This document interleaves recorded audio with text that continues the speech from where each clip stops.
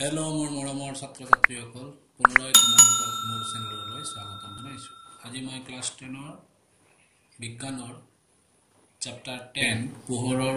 প্ৰতিফলন আৰু প্ৰতিহৰণৰ আন এটা ভিডিঅ'লৈ উপস্থিত হৈছোঁ। আজি আমি আলোচনা কৰিম গোলাকাৰ লেন্সৰ দ্বাৰা প্ৰতিহৰণ। আমি ইয়াৰ আগৰ ভিডিঅ'ত দাপোনৰ কৰিছিলোঁ। আজি আমি লেন্সৰ প্ৰতিহৰণ বা লেন্সৰ বিষয়ে আমি আলোচনা কৰিম। তেনেহলে পলম নকৰাকৈ আমি ভিডিঅ'টো আৰম্ভ কৰোঁ। কি কৈছে চাওঁ। মানুহে পঢ়িবৰ বাবে চশমা ব্যৱহাৰ কৰা তোমালোকে দেখিছা। মানুহে পঢ়িবৰ বাবে চশমা তোমালোকে দেখিছা। ঘৰত তোমালোকৰ লগৰো কোনোবা ল'ৰা ছোৱালী বন্ধু বান্ধৱীহঁতেও চশমা ব্যৱহাৰ কৰে। চশমা নহ'লে পঢ়িব নোৱাৰে। ঘৰততো আছেই, দেউতা মা আইতা খুৰা ককা এইবোৰ আছে, দেখা পাইছে। ঘড়ীৰ কাৰিকৰ মানে ঘড়ী কেতিয়াবা বেয়া হ'লে ঘড়ীৰ যিবোৰ মেকানিক্স, ঘড়ীৰ কাৰিকৰে ঘড়ীৰ ক্ষুদ্ৰাংশবোৰ চাবলৈ সৰু বিবৰ্ধক কাঁচ এখন ব্যৱহাৰ কৰে। বিবৰ্ধক মানে য'ত সৰু সৰু ক্ষুদ্ৰাংশবোৰ বেয়া হ'লে কি বেয়া হৈছে চাবৰ কাৰণে এই বিবৰ্ধক কাঁচত তাৰ প্ৰতিবিম্বটো ডাঙৰ হয় আহে, ব্যৱহাৰ কৰে। বিবৰ্ধক কাঁচৰ পৃষ্ঠখন তোমালোকে কেতিয়াবা হাতেৰে স্পৰ্শ কৰিছানে সুধিছে। কৰিবও পাৰা নকৰিবও পাৰা, কিন্তু চশমাটো তোমালোকে হাতেৰে স্পৰ্শ কৰিছা। এই পৃষ্ঠখন সমতল নে বক্ৰ, মানে এইদৰে সমান নে এইদৰে বক্ৰ, এই কৰি সুধিছে। ওকে, এতিয়া ইয়াৰ মাজৰ অংশ শকত নে কাষৰ অংশ শকত, মানে সমতল নে এইদৰে বক্ৰ চুব কৈছে। মাজৰ অংশটো শকত নে মাজৰ অংশটো পাতল ধৰি পেলাই আমি গম পাব। চশমাত ব্যৱহাৰ কৰা কাঁচ, ঘড়ীৰ কাৰিকৰে ব্যৱহাৰ কৰা কাঁচবোৰ হৈছে গোলাকাৰ লেন্সৰ উদাহৰণ। তোমালোকে এতিয়া লেন্সৰ উদাহৰণ গম পালা। আমি যিটো আইনাত আমাক নিজকে দেখা পাওঁ এইটো দাপোন। তাৰ এটা চাইড কি থাকে, ব্লক থাকে, কিবা কালাৰ কৰা থাকে যাতে লাইটটো পাছ হৈ যাব নোৱাৰে। কিন্তু চশমাৰ যিটো গিলাচ কাঁচৰ যিটো চশমাত যিটো আমি কাঁচ ব্যৱহাৰ কৰোঁ, সেই কাঁচটোত চাবা কোনো ধৰণৰ কালাৰ নাথাকে আৰু অলপ বক্ৰ থাকে, এটা হ'লেও বক্ৰ থাকিব।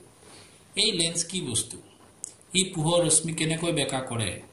এই কথাবোৰ পাঠৰ এই অংশত আমি আলোচনা কৰিম। দেখিছা কিমান ইণ্টাৰেষ্টিং। প্ৰথমতে তোমালোকৰ যদি সোধে গোলাকাৰ লেন্সৰ উদাহৰণ দিয়া, চশমাত ব্যৱহাৰ হোৱা কাঁচ আৰু ঘড়ীৰ কাৰিকৰে ব্যৱহাৰ কৰা কাঁচ, হৈ গ'ল ফাৰ্ষ্ট প্ৰশ্নৰ প্ৰথম উত্তৰ পাই গ'লা।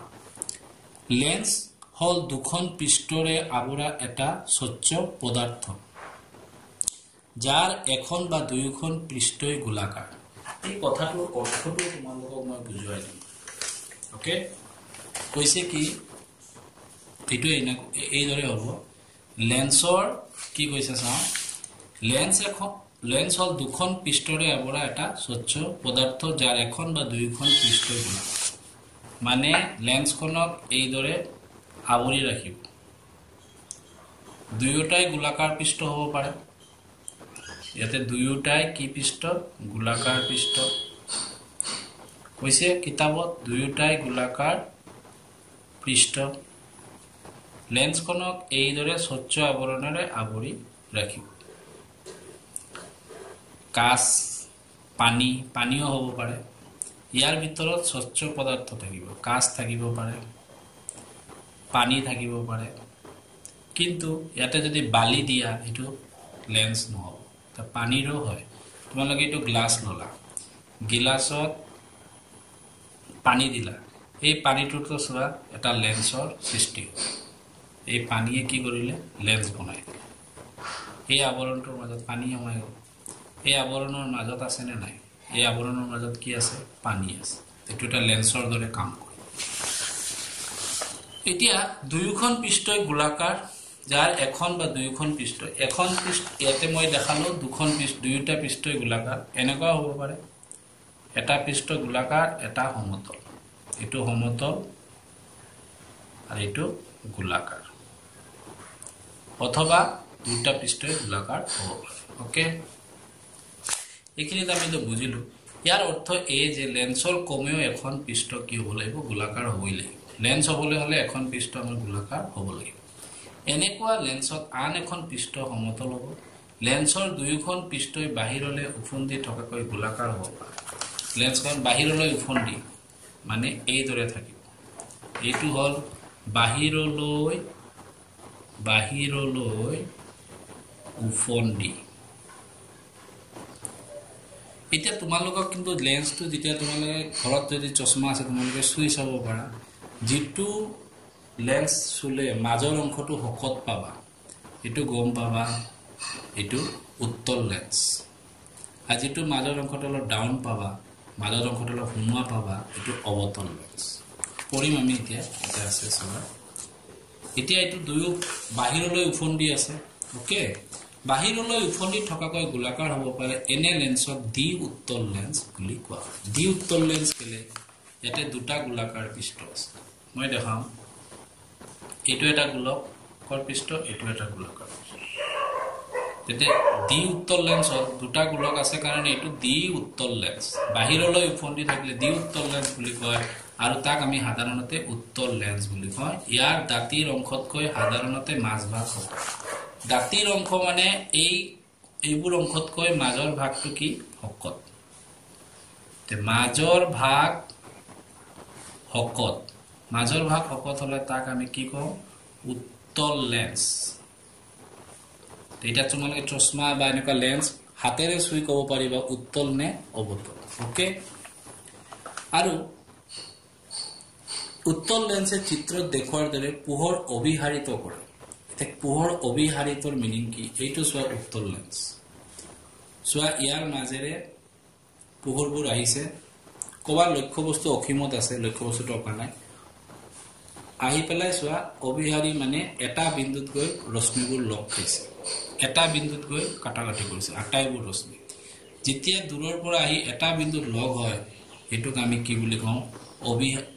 অবিহাৰি লেন্স বুলি কওঁ অবিহাৰি বুলি কওঁ পোহৰ অবিহাৰিত কৰে তো উত্তল লেন্সে কি কৰে অবিহাৰি কৰে কাৰণে উত্তল লেন্সৰ আন এটা নাম অবিহাৰি লেন্স তে এনে হলে আমি উত্তল লেন্সৰ নাম তিনিটা পালো উত্তল লেন্সক আমি কি ক'ব পাৰো অৰ অবিহাৰি লেন্স আৰু এটা নাম কি দ্বি উত্তল লেন্স আচ্ছা তোমালোকে বুজি পালা বস্তুটো এইটোৱে উত্তল লেন্স এতিয়া আমি আৰু এটা পঢ়ো একেদৰে সেইভাবে উত্তল লেন্সক অবিহাৰি লেন্স বুলি কোৱা হয় পৰীক্ষাত আহে উত্তল লেন্সক কিয় অবিহাৰি লেন্স বুলি কোৱা হয় তোমালোকে কবা উত্তল লেন্সে পোহৰক কি কৰে অবিহাৰিত কৰে সেইভাবে উত্তল লেন্সক অবিহাৰি লেন্স বুলি পৰীক্ষাত কেতিয়াবা উত্তল লেন্স নকয় অবিহাৰি লেন্স বুলি ক'ব কিন্তু একেদৰে এখন দ্বি অবতল লেন্স দুখন ভিতৰলৈ হুমুৱা পৃষ্ঠৰে আৱৰা ইয়াৰ মাজৰ অংশতকৈ দাঁতিৰ অংশ হ'ব ইয়াতো দুটা গোলাকাৰ পৃষ্ঠ থাকিব কিন্তু ইয়াৰ দাঁতিৰ অংশটো হকত এইদৰে দুটা গোলাকাৰ পৃষ্ঠ আছে ইয়াৰ মাজৰ অংশটোতকৈ দাঁতিৰ অংশবোৰ হকত দাঁতিৰ অংশ হকত মানে এইটো কি লেন্স অবতল লেন্স এটো আৰু এটা নাম কি দ্বি অবতল লেন্স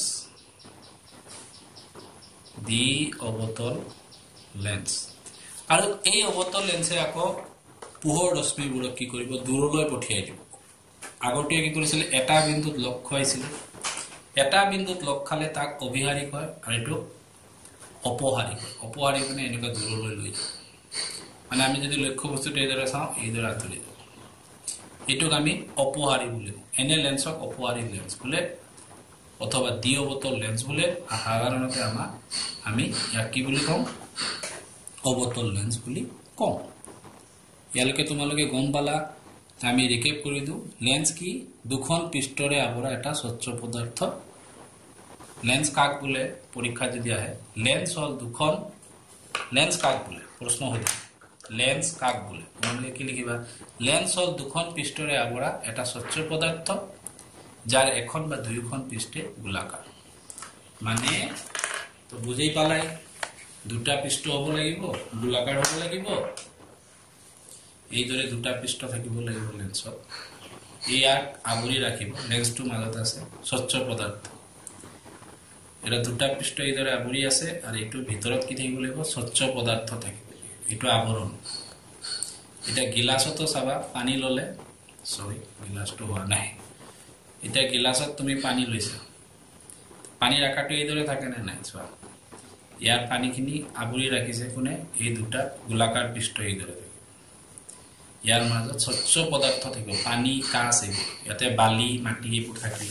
ওকে তাই আমি দুই ধৰণৰ লেন্স পালো উত্তল লেন্সত কি থাকিব মাজৰ ভাগটো হকত আৰু অবতল লেন্সৰ মাজৰ ভাগটো ক্ষীণ এটো উত্তল লেন্স আৰু অবতল লেন্সৰ মাজত পাৰ্থক্য তোমালোকে লিখিব পাৰিব উত্তল লেন্সে কি কৰে অবিহাৰী লেন্স বুলি কোৱা হয় কাৰণ পোহৰ ৰশ্মিবোৰক এটা বিন্দুত গোট খুৱায় আৰু ই কি কৰে পোহৰ ৰশ্মিক দূৰলৈ লৈ যায় এটা বিন্দুৰ পৰা দ্যাট মিন্স এটোৱে কি কৰিব অপহাৰী এতিয়া দ্বি উত্তলেই হওক বা দ্বি অবতলেই হওক লেন্সৰ দুখন গোলাকাৰ পৃষ্ঠ থাকিব যিকোনো লেন্স হলে তাতে দুটা গোলাকাৰ পৃষ্ঠ থাকিব কিয় দুটা গোলাকাৰ পৃষ্ঠ থাকে আমি চাওঁ মই এটা উত্তল লেন্স আঁকিলো এটো উত্তল লেন্স কি লেন্স এটো উত্তল লেন্স হৈছে দুটা গোলাকাৰ পৃষ্ঠ এটুক যদি মই বৰাই দিও এইদৰে এটা গোলকৰ এটা অংশ এইটো আৰু এইটো এটা গোলকৰ এটা অংশ তাকি দেখা এই অংশটো আমি লৈছো এটো গোলাকাৰ পৃষ্ঠ হলনে নাই কেইটা গোলক আছে এইটো এটা দুটা তে উত্তল লেন্সত কেইটা গোলাকাৰ পৃষ্ঠ দুটা গোলাকাৰ পৃষ্ঠ ওকে ঠিক তেনেদৰে অবতলতো থাকিব চাম এটো আমাৰ অবতল লেন্স এটো এতিয়া আমি অবতল লেন্স ললো ওকে ইয়াৰো যদি মই এইদৰে বৰাই দিও এইদৰে যদি বৰাই দিও এটো এটা গোলক পালো এটো যদি মই এইদৰে বৰাই দিও এটো এটা গোলক ইয়াৰো কেইটা গোলাকাৰ পৃষ্ঠ আছে এটা দুটা গোলাকাৰ পৃষ্ঠ এই কথাটো ইয়াতে কৈছে দ্বি উত্তলে হোক দ্বি অবতলেই হোক লেন্সৰ দুখন গোলাকাৰ পৃষ্ঠ থাকে ইয়াৰ প্ৰতিখন পৃষ্ঠই গোলকৰ এটা অংশ সোৱা এই পৃষ্ঠটো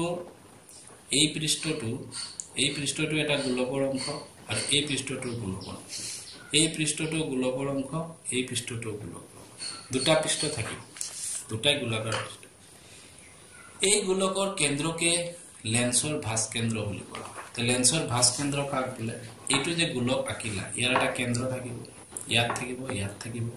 ইয়াত থাকিব ইয়াত থাকিব ইয়াতে ভাঁজ কেন্দ্ৰ কেইটা থাকিব দুটা থাকিব এটা দাপুনত আমাৰ কেইটা আছিল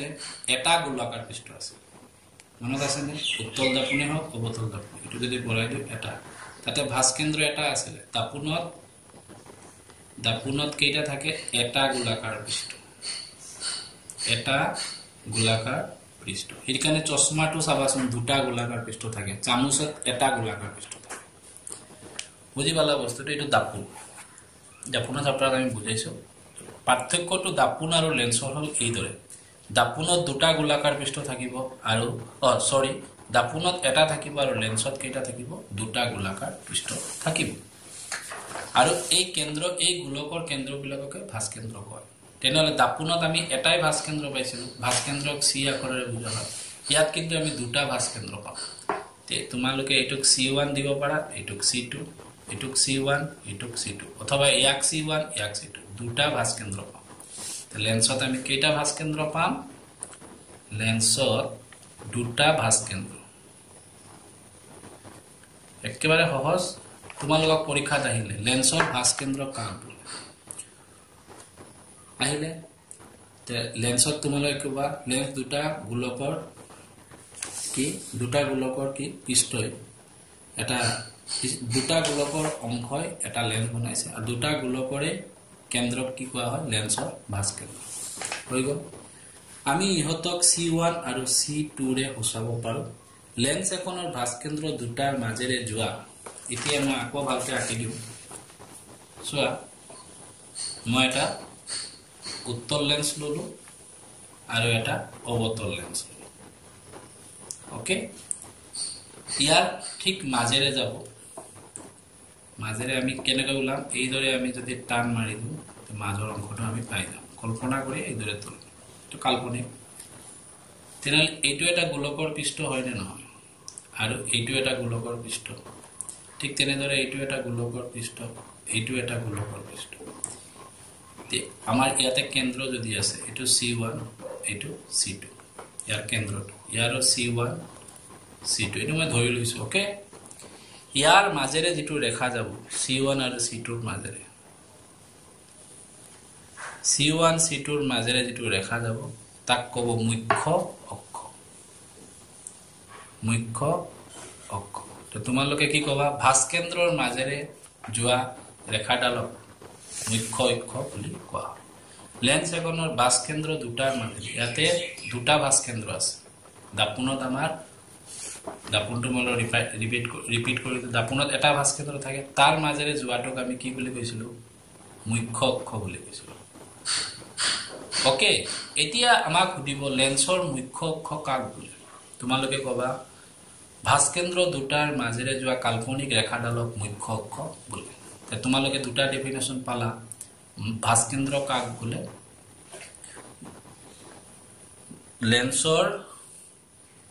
লেন্সৰ দুটা গোলকৰ কি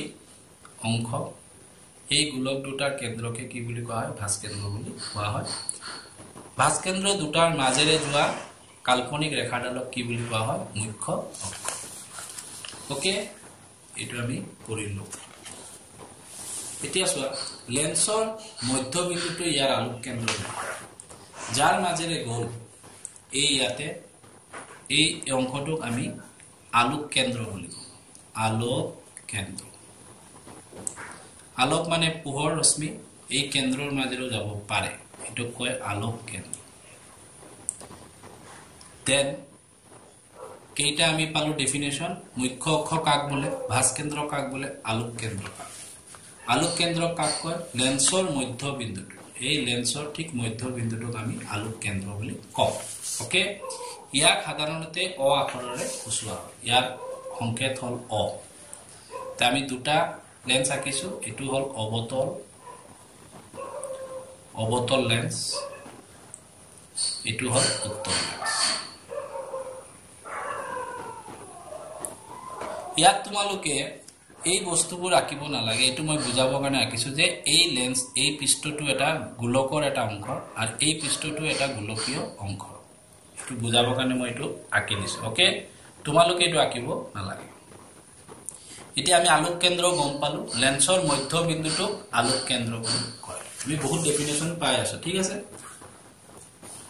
এতিয়া লেন্সৰ আলোক কেন্দ্ৰৰ মাজেৰে যোৱা ৰশ্মি বিচ্যুতি নঘটে এটো খুব ইম্পৰ্টেন্ট এটা লাইন তোমালোকে এটো আন্ডাৰলাইন কৰিবা পৰীক্ষাত আহে যদি আলোক কেন্দ্ৰৰ মাজেৰে কিবা ৰশ্মি যায় কি হ'ব বেকা হ'ব নেকি তেতিয়া তোমালোকে কবা কোনো ধৰণৰ পৰিৱৰ্তন নহব যিদৰে আহিছে এইদৰে ওলাই যাব এটো খুব ইম্পৰ্টেন্ট এটা লাইন এটো ইম্পৰ্টেন্ট তোমালোকৰ ছবি আগতে লাগিব দ্যাট মিন্স আলোক কেন্দ্ৰৰ মাজেৰে যদি কিবা ৰশ্মি যায় হি এইদৰে সিধা যাব এইদৰে বেকা এইফালে গৈ যাব মানে অবিহাৰী অপহাৰী এবোৰ একো নহব এটো এটা ইম্পৰ্টেন্ট পইণ্ট ঠিক আছে এটো লাগিব কিন্তু কেতিয়া লাগিব যেতিয়া আমি উত্তল লেন্স অবতল লেন্সৰ ৰশ্মি চিত্ৰ অংকন কৰিম এটো তাৰ এটা হাতিয়াৰ অস্ত্ৰ আলোক কেন্দ্ৰৰ মাজেৰে যোৱা ৰশ্মি বিচ্যুতি নঘটে খুব ইম্পৰ্টেন্ট এটা কথা বাৰে তোমালোকে এটো ৰিমাইন্ড কৰিবা আলোক কেন্দ্ৰ মানে আমি অৰে বুজাও ওকে আলোক কেন্দ্ৰৰ মাজেৰে যোৱা ৰশ্মি কেতিয়াও কিন্তু বিচ্যুতি নঘটে খুব ইম্পৰ্টেন্ট এটা কথা আমি কলো গোলাকাৰ লেন্সৰ ঘূৰণীয়া ঘেৰটোৰ কাৰ্যকাৰী ব্যাপকে লেন্সখনৰ গহ্বাৰত ছিদ্ৰ এতিয়া এই লাইনটো চোৱা গোলাকাৰ লেন্সৰ ঘূৰণীয়া ঘেৰটো এই দেখিছা এই ঘূৰণীয়া ঘেৰটো এইটো কয় গহ্বাৰ ছিদ্ৰ এইটো ঘূৰণীয়া ঘেৰ ইয়াৰ পৰা ইয়ালৈকে ইয়াৰ ঘূৰণীয়া ঘেৰ এইটো এই বস্তুটোক আমি কি কম গহ্বাৰ ছিদ্ৰ গহ্বাৰ ছিদ্ৰ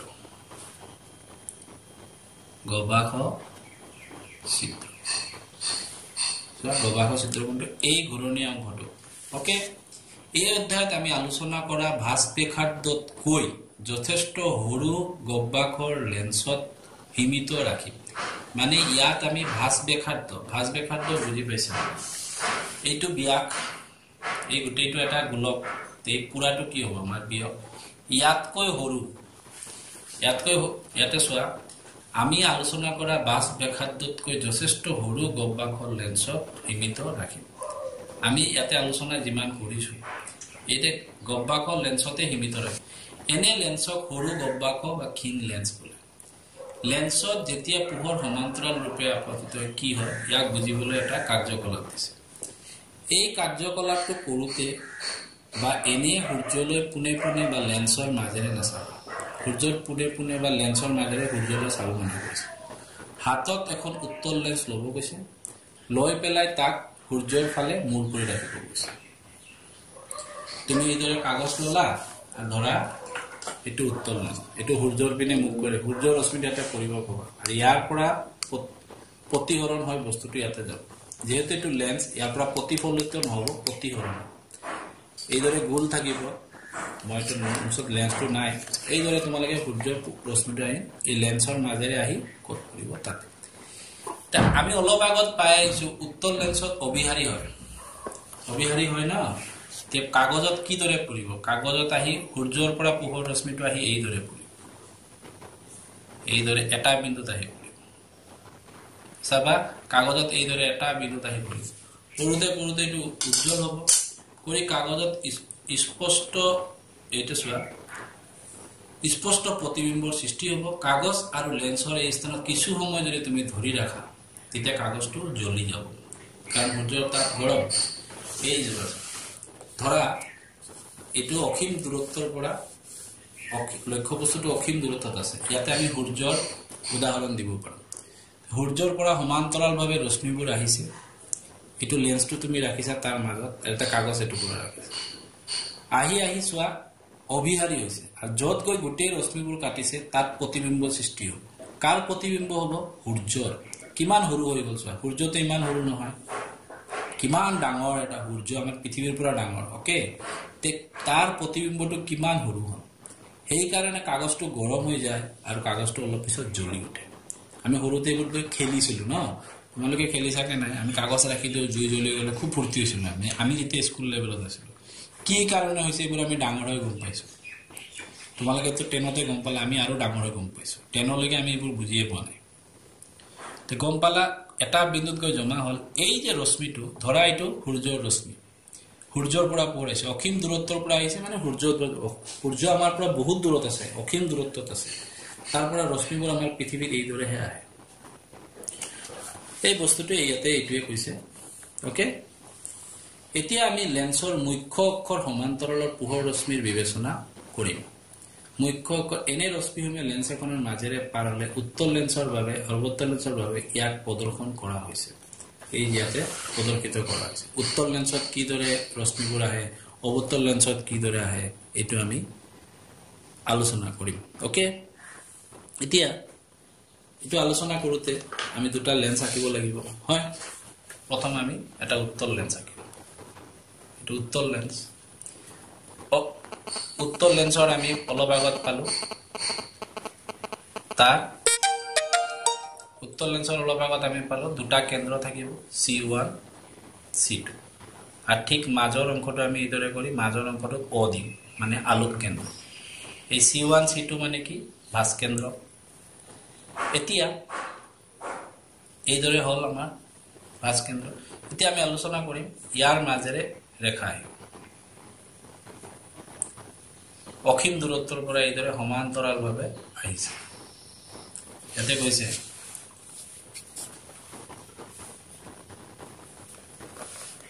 এতে কি কৈছিলে আমি পঢ়ুৱা পাবা এতিয়া আমি লেন্সৰ মুখ্য অক্ষৰ সমান্তৰাল পোহৰ ৰশ্মিসমূহ বিবেচনা কৰিম এনে ৰশ্মিসমূহ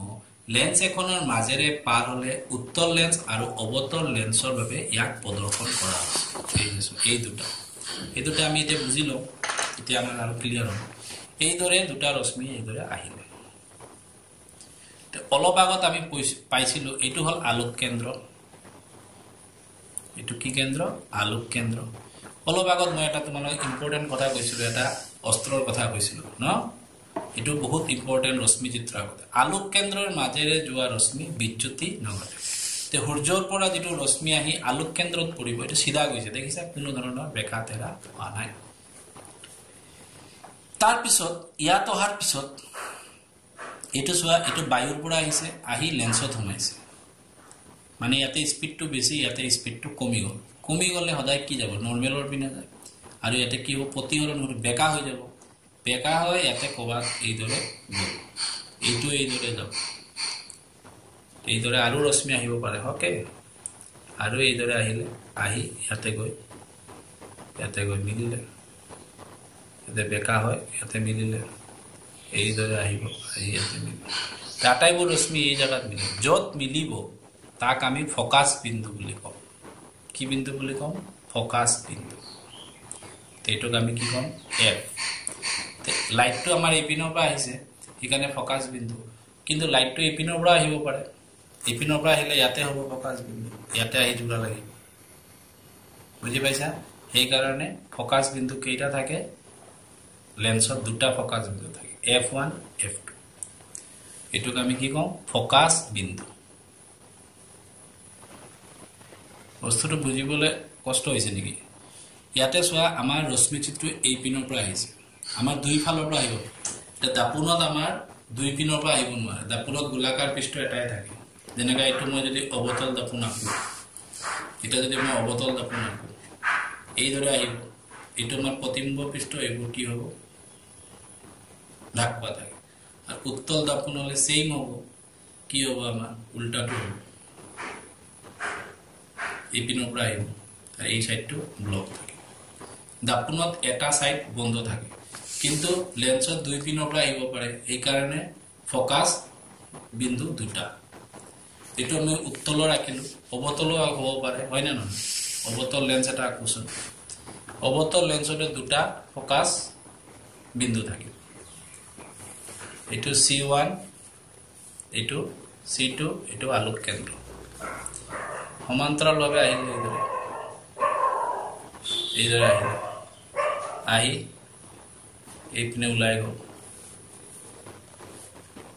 এইদৰে কি হ'ল? অপহাৰী হ'ল। কিন্তু এইটো যদি মই বঢ়াই দিওঁ, পিছফালে যদি কল্পনা কৰোঁ, এই ৰশ্মিটোক যদি এইদৰে বঢ়াই দিওঁ, কল্পনা কৰা হয়, তে ইয়াতে গৈ মিলিলে, মানে এইটো ফকাছ বিন্দু। এইফালৰ পৰা আহিব পাৰে, উল্টাটো হ'ব পাৰে, তেতিয়া ফকাছ বিন্দু ইয়াত হ'ব। এইটো আমি 2 দিছোঁ, এইটো 2 দিওঁ, ইয়াৰো ফকাছ বিন্দু কেইটা? দুটা। এতিয়া আমাৰ ৰশ্মি চিত্ৰটো এইপিনৰ পৰা আহিছে ন, এইফালৰ পৰা আহিব পাৰে, তেতিয়া চোৱা, উত্তল লেন্সটো আমি আৰু এবাৰ আঁকি লওঁ, C1 C2, ইয়াৰ পৰা আহিছে, এই ইয়াৰ পৰা আহিছে, গৈ কি হ'ব? অভিহাৰী হ'ব, ইয়াত মিলিছে, ইয়াত মিলিছে, এইটো আমাৰ ফকাছ বিন্দু F1। উল্টা পিনতো আহিব পাৰে, তেতিয়া ইয়াতে হ'ব F, য'ত গৈ মিলিব এইটো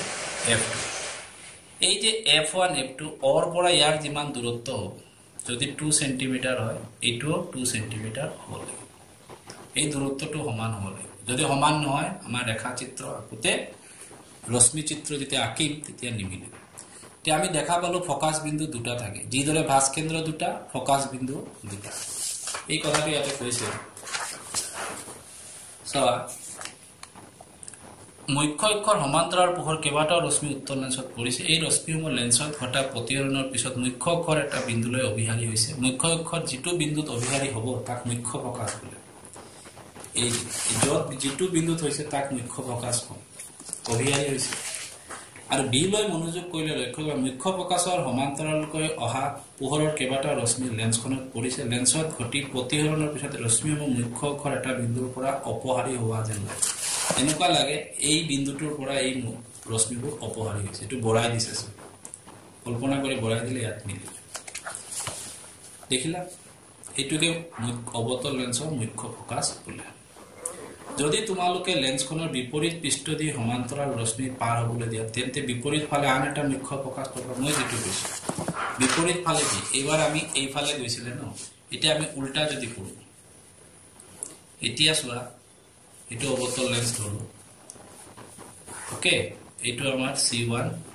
এইটো আমাৰ C2 এইবাৰ ৰশ্মিটো আমাৰ উল্টা পিনৰ পৰা যদি দিওঁ এই ফালৰ পৰা গৈ ইয়ালৈ আহিলে এইটো আমাৰ অ ইয়াত আহি এইদৰে বেকা হ'ল এইদৰে বেকা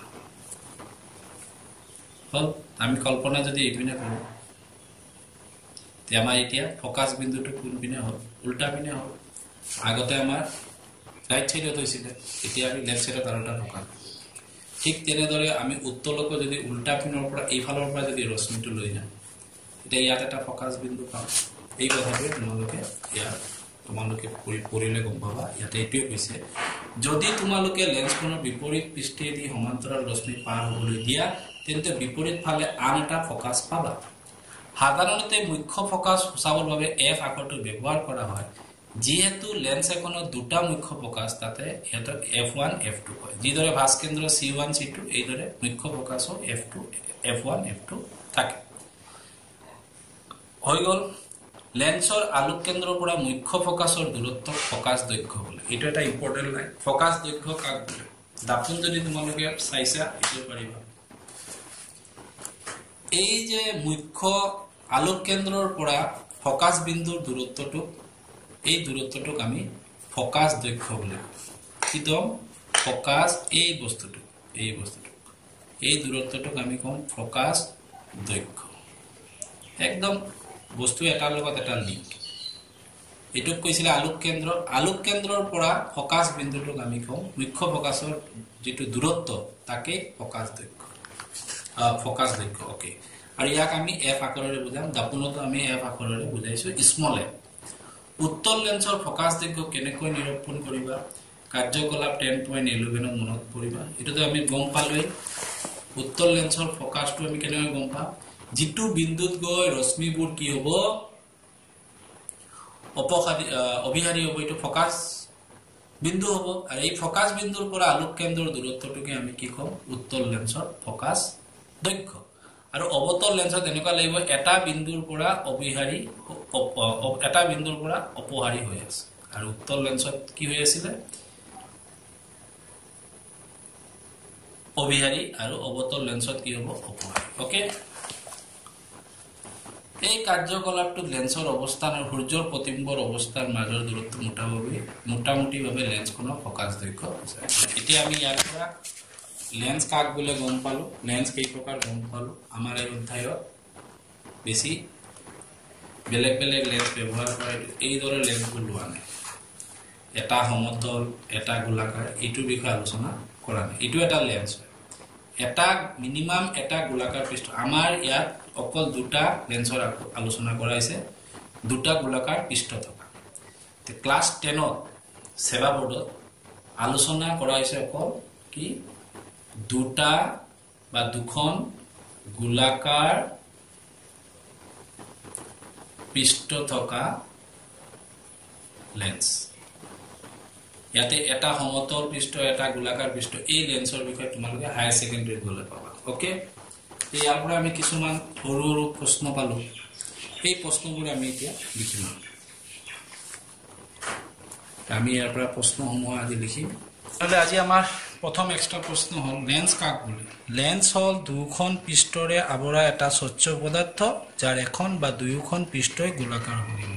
মিনিমাম এখন পৃষ্ঠ আমাৰ গোলাকাৰ হ'বই লাগে চোৱা এইটো আৱৰি ৰাখিছে এই মাজৰটো স্বচ্ছ পদাৰ্থ বলে স্বচ্ছ পদাৰ্থ পানী হ'ব পাৰে অথবা এইদৰে হ'ব পাৰে এইবোৰ গোটেই লেন্স তাৰ পিছত উত্তল লেন্স কাক বলে যিবোৰ গোলাকাৰ লেন্সৰ দুয়োখন পৃষ্ঠই বাহিৰলৈ উফন্দি থাকে অৰ্থাৎ মাজভাগ শকত এই চোৱা মাজভাগটো শকত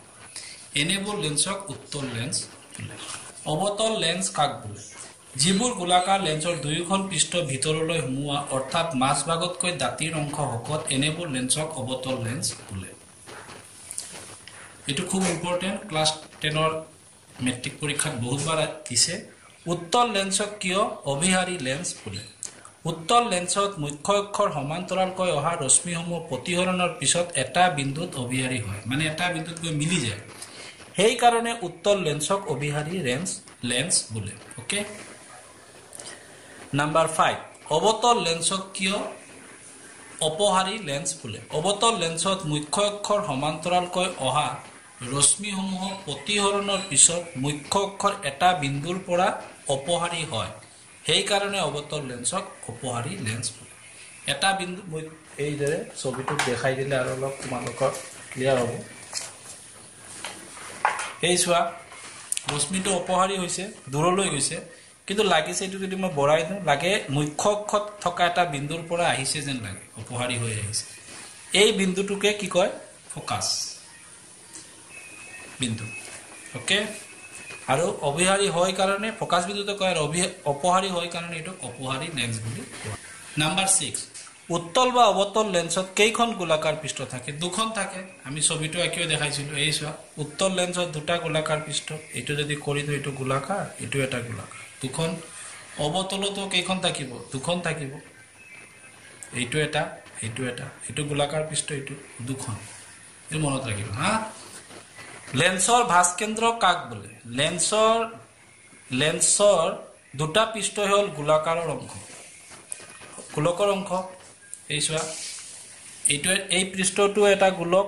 এই পৃষ্ঠটো এটা গোলক এই পৃষ্ঠটো এটা গোলক এই পৃষ্ঠটো এটা গোলক তে দুটা গোলকৰ দুটা কেন্দ্ৰ থাকিব এইটোই হৈছে এই গোলক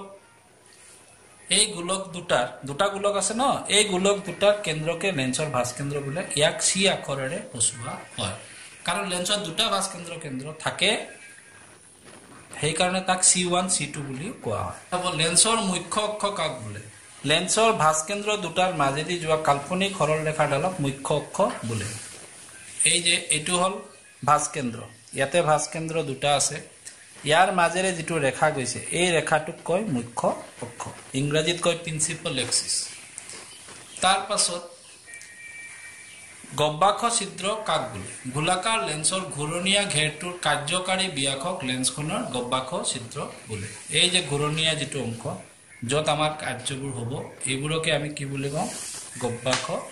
ছিদ্ৰ বুলি কওঁ নেক্সট আহিলে নাম্বাৰ 10 উত্তল লেন্সৰ মুখ্য ফোকাস কাক বোলে মুখ্য অক্ষৰ সমান্তৰালকৈ অহা ৰশ্মিসমূহ উত্তল লেন্সত প্ৰতিহৰণৰ পিছত মুখ্য অক্ষৰ এটা বিন্দুত কটাকটি কৰে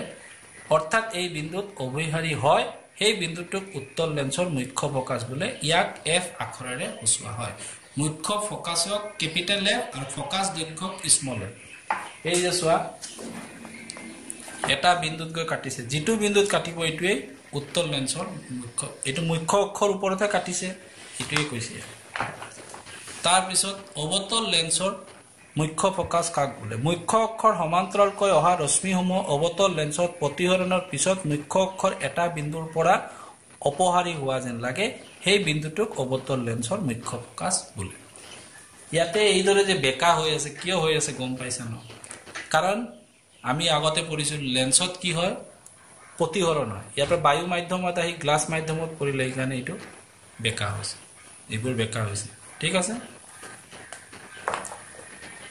নাম্বাৰ 12 লেন্সৰ ফোকাস দৈৰ্ঘ্য কাক বোলে লেন্সৰ আলোক কেন্দ্ৰৰ পৰা মুখ্য ফোকাসৰ দূৰত্বকে ফোকাস দৈৰ্ঘ্য বোলে ইয়াক F আখৰেৰে স্মল f চোৱা ফোকাস দৈৰ্ঘ্যক স্মল f আখৰেৰে সূচোৱা হয় আলোক কেন্দ্ৰ কোনটো চাইল এই যে O পইণ্টটো এটো আলোক কেন্দ্ৰক O আখৰেৰে মানে লেন্সৰ মধ্যবিন্দুক আলোক কেন্দ্ৰ হয় আলোক কেন্দ্ৰৰ পৰা এই ফোকাসৰ যিমান দূৰত্ব তাকে ফোকাস দৈৰ্ঘ্য কয় এই যে অৰ পৰা F ৰ দূৰত্বটো এই দেখিছা অৰ পৰা F ৰ দূৰত্বটো কি কয় ফোকাস দৈৰ্ঘ্য লেন্সৰ আলোক কেন্দ্ৰৰ মাজেৰে যোৱা ৰশ্মিৰ কি হয় লেন্সৰ আলোক কেন্দ্ৰৰ মাজেৰে যোৱা ৰশ্মিৰ বিচ্যুতি নঘটে যিমান আমি লেন্স লওঁ ইয়াৰ যদি আলোক কেন্দ্ৰৰ মাজেৰে যায় এই চোৱা সিধা যায়গে কোনো ধৰণৰ তেৰা বেকা একো নহয় এতিয়া চোৱা নাম্বাৰ 14 লেন্সৰ আলোক কেন্দ্ৰ কাক বোলে লেন্সৰ মধ্যবিন্দুটোক আলোক কেন্দ্ৰ বোলে ইয়াক O আখৰেৰে সূচোৱা হয় এই যে লেন্স ইয়াৰ ঠিক মাজৰ বিন্দুটো